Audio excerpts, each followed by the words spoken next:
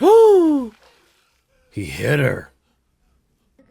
I mean, it is absolutely true, but maybe that's why we don't go in this business at all. At no point do I want to work in the American political system. Everything's tied to Epstein. Like, there's just some things you don't do, right? You know, you don't sell your soul for it. No, don't do this. My boy was finally starting to fucking live a normal life and you had to ruin it. Look at that. Look at what you did to him.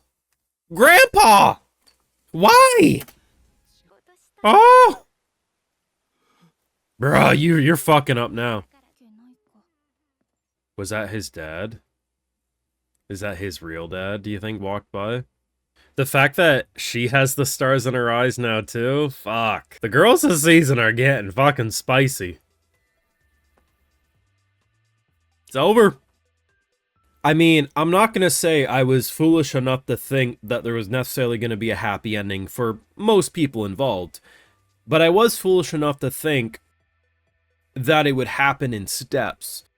Instead, the tower has crumbled all at once. This is live footage of the Oshinoko fandom. It's over. Aqua's learned the truth. He's going to be back to his path of revenge, which means he'll have an unhealthy life, probably get himself killed. Ruby is a worse manipulator, and in doing so, a better manipulator, and probably too far off the deep end than Aqua has ever been. Now, granted, because of these turn of events, he can absolutely surpass her. But she has gone balls deep in basically Japan's equivalent of Hollywood. She will be on those lists. Kana got beat. Thankfully not in the face, but still, her hand was quite red. I mean, he beat her. Akane has learned who Aqua's father is, which I'm interested, does she end up telling Aqua? Because she very much wants Aqua to be safe, and she doesn't realize Aqua is now on the path of thinking he might be alive again. But there's two options they go there. Either she tries to kill this man herself, or she will tell him, and they will try to kill them together. And to top it off, the worst of the whole fucking thing, Best Girl Mem is feeling sad. I love it here, but I also hate it here. Now, you know what to do. If you got this far in the video, you make sure you drop a like, show your support, subscribe, ring that bell if you haven't already, and Patreon's where you catch those full live reactions and exclusives, which does help fund the channel and videos just like these. So here's the thing. Let's take it in order, all right? Ruby. I thought about it before I start watching this episode. I said my reaction. I think what ended up happening, thinking about it more, she didn't purposely give the questions to that man, but she orchestrated the whole thing knowing that the man was a sexist piece of shit, and by putting someone who would be controversial, she knew what she was doing, and man, she fucking nailed it. Like, the way she also just throws it in his face, like, I learned from you, big bro. This shot is probably my favorite shot of the whole fucking episode. Just the power imbalance, being at eye level but slightly above Aqua. It's just, it feels like the student becoming the sensei. It is so fucking good. Like, I didn't think they were topping last week's episode anytime soon, and they fucking made the best episode of Oshinoko, period, if we're being 100% real. And I think, too, because this is at a point where he still thinks Daddy is dead, right? He's just so disappointed. And he also feels guilt, like, you know, yeah, I am probably responsible of teaching her how to do this, but man, seeing what she's willing to sacrifice, I mean, she's smart as hell. Why go to the assistant director and build years of goodwill? We'll just go straight to the director. We'll manipulate the whole thing, and, I mean, bruh. It's frightening. What happened to the cheerful girl? But that's the truth, right? You're going to make it in an industry like this, you're probably not going to stay pure. I don't think people realize, too, most of this show, I've felt this about Aqua. I think he's been a piece of shit most of it, but he's been an enjoyable piece of shit. He's our piece of shit. But man, the manipulation and the deception and what he's done and how he's used people for benefit, it's always been scumbag energy.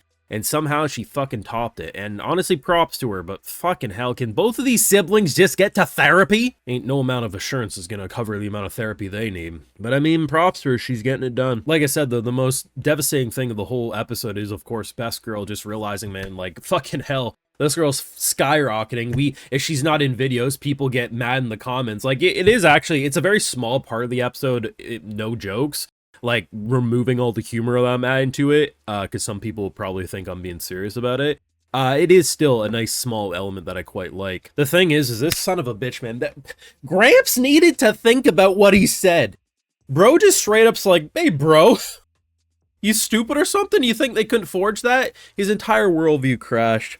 And I think it's, it's one of these things, right? Like, he had love for his mother, right? And not in a, I want to marry you, but as he says, like, I looked at her as a daughter, right? So in a way, like, you have grandpa talking to grandson, and it's kind of like the boomer grandpa just unfiltered, not realizing you need to bite your tongue a little. Because by the time he realized he said too much, bro's like, this is all just hypothetical. Go get a sleep, son.